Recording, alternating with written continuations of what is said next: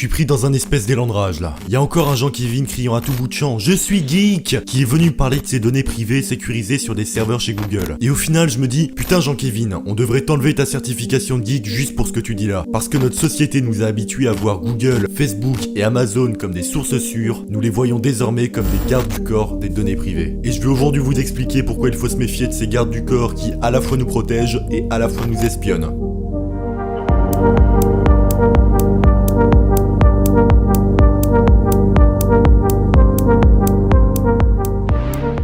Depuis le début d'Internet, les GAFAM, Google, Apple, Facebook, Amazon et Microsoft, se donnent à fond pour collecter un maximum d'informations sur chaque utilisateur pour constituer le big data expliqué dans ma dernière vidéo. Et que ce soit Google ou Facebook, ils connaissent tous votre vie, âge, goût, famille, humeur, amis, santé, position, passion, métier, fréquentation, orientation sexuelle, etc., etc. Certains diront sans doute qu'ils n'ont rien à cacher, mais comme disait Snowden, ex-agent de la CIA, lorsque vous dites le droit à la vie privée ne me préoccupe pas parce que je n'ai rien à cacher, cela ne fait aucune différence avec le fait de dire je me moque du droit à la liberté d'expression parce que je n'ai rien à dire ou de la liberté de presse parce que je n'ai rien à écrire. On donne tellement d'informations qui font de nous des êtres uniques que ces données ont intérêt à être privées. Tout est là le problème, car récemment Facebook s'est retrouvé pris au piège face à la réalité après avoir laissé fuiter les données de 87 millions d'utilisateurs à l'entreprise de statistiques Cambridge Analytica. Celle-ci s'est gentiment servie dans le contenu regardé et apprécié par les utilisateurs pour par exemple les orienter à un avis politique,